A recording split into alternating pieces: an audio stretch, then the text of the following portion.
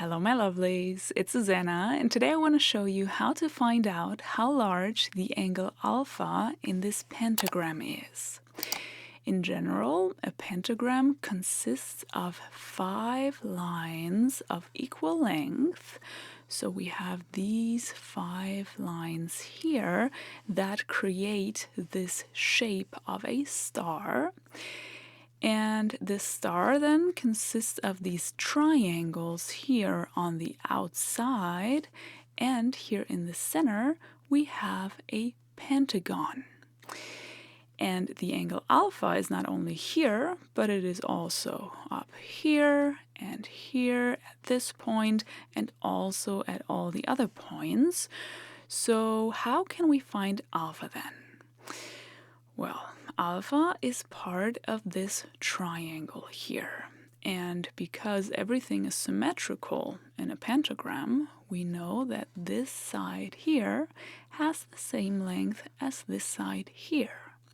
So this is an isosceles triangle, which means that here at the base, this angle here is the same as this angle here. So if I call this angle beta, then I also know that I have beta here as well.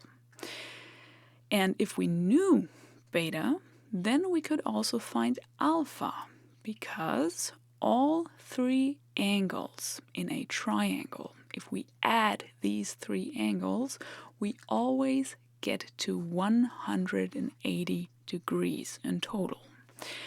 So what do we know about beta then?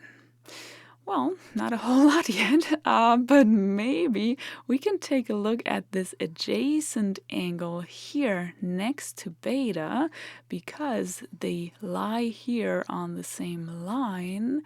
They have to add up to 180 degrees as well. So if we knew this angle here, we can find beta as well. So, what do we know about this angle here in this pentagon?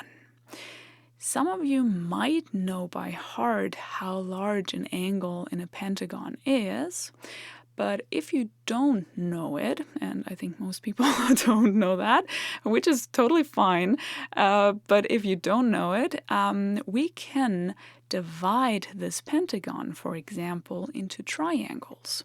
So we can draw a line here and another line here, and we get this triangle here, another one here, and a third one here. And if we take a look at the angles now in our triangles, we just said that they have to add up to 180 degrees.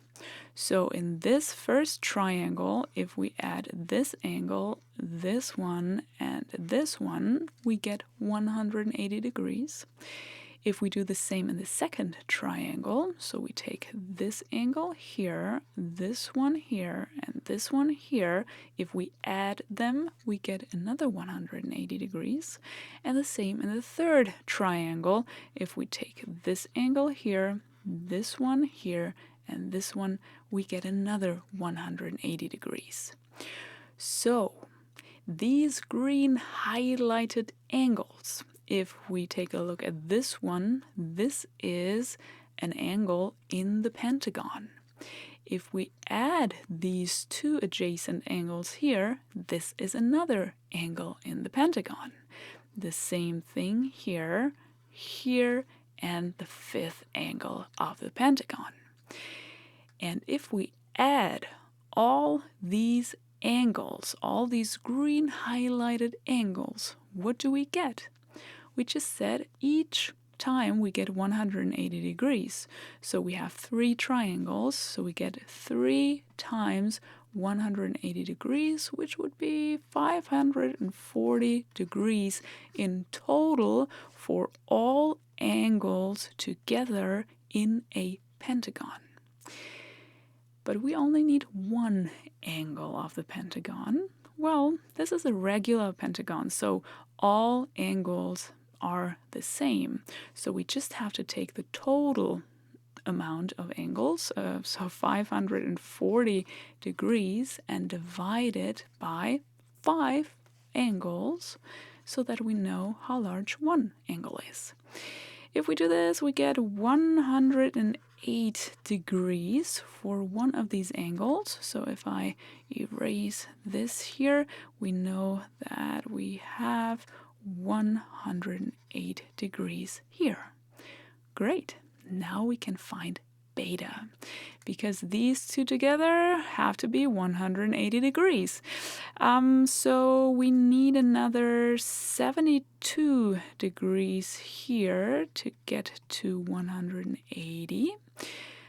Here we have beta again, so we have the 72 degrees here again. And now we can find alpha, because all three together have to be equal to 180 degrees.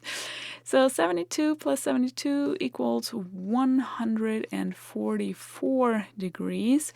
And to get to 180, then we need another 36 degrees here for our angle alpha. I'm curious how you solve this problem, so please let me know in the comments. I wish you a wonderful day, and I hope to see you in one of my next videos. Take care!